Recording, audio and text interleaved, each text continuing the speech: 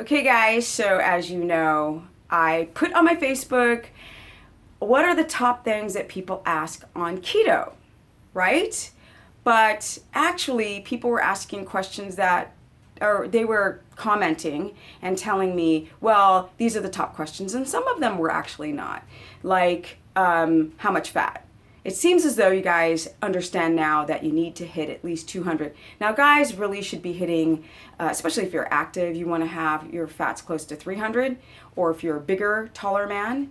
Women definitely have to hit 200 unless you're under 5 feet, but most people are not.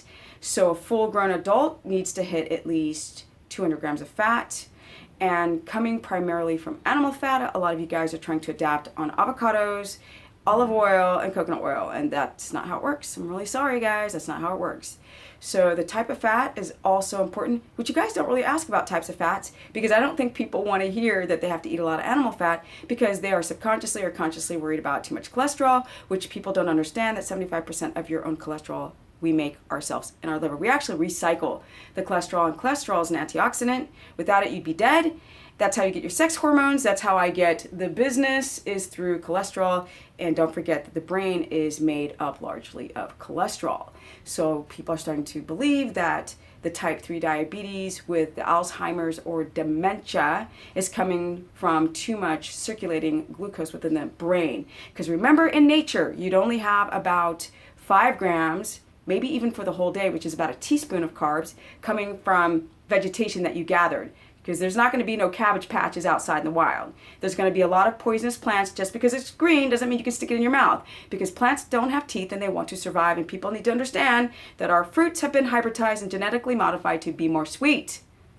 Yes, sorry people. Can I have strawberries, berry? Well, if it's sweet, no. That's a lot of fructose, which is unnatural to our systems. Bananas, real bananas, are small. I'm going way too fast. I've done like 10 videos. Small, starchy, nasty, whatever. No.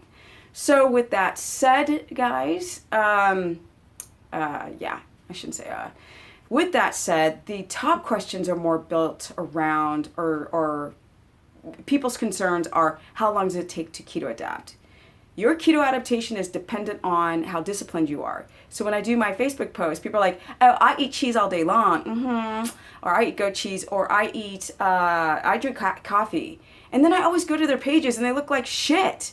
Sorry, not to be rude, but yo, you can see when someone's healthy, right? If I'm this low body fat as a woman, you would see that I would be very gaunt and very dry in my skin, very dry. Because women should not have a lower body fat percent. Typically when they do, it's because they've cut out their cholesterol. That's why your menstrual cycle goes away, because your sex hormones are 100% made out of cholesterol. And that's why it's gone.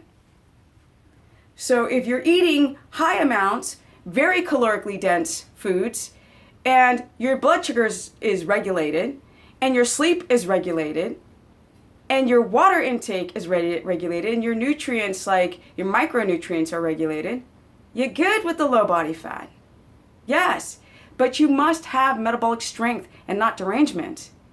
So people ask, how long does it take? It can take lower level ketosis 6 weeks if you're strict and you don't have any metabolic damage, or it could take a year if you've got metabolic damage. Because if you got a gut dysbiosis and you got leaky gut, you need to fix that. Because a lot of you guys, just because you don't do gluten doesn't mean that there's not a cross-reactive response, which your body is still breaking down the stupid mucus lining, and still the gap junctions are opening, and you still are having your leaky gut.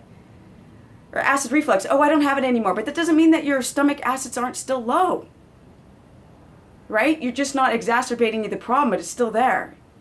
You know, a lot of you guys have junked up gallbladders because a lot of you are estrogen dominant, and you men as well. A lot of you men are starting to produce too much dihydrotestosterone, and your estrogen is too high. And there's a barrage of reasons, and nobody wants to pay attention, especially not sleeping, and detoxifying. Because even if you have BPAs and xenoestrogens in your reality, if you have good methylation pathways and you're healthy, you can detoxify a lot of that estrogen that's spiking your dihydrotestosterone. Men, and flattening you out. Men, you guys have 10 times more testosterone than myself. What is going on? Where are the gains, guys? Keto's amazing. but it has to be done correctly. The questions aren't always, how much fat. It's literally how to get in the fat. That's what you guys ask. How do I get in the fat? I don't know how to get in the fat. That's really the question. How do I get in the fat? Fat bombs done the right way, Steph way, the strict way. Fatty teas, really easy, or just eating it. Okay guys, I'm doing a keto challenge. Yay! I'm doing a keto I can't even speak. I'm doing a keto challenge. Yes. I'm so excited. It's basically a how to keto adapt challenge, and it works for beginners and intermediate. Y'all have been trying for a while, still don't get it. It is a system, a challenge. It's gonna be super fun. I'm jacked. Giving you guys pointers on how to adapt the right way to get the business. Bam! That's how you do it. That's how it's going to be done. So be looking out. I'm going to try to get it launched by J 1st. And as you guys know, I'm coming to Australia, to Sydney, Melbourne, Perth, maybe Brisbane. And I'm also going to South Africa in January in a month. Peace.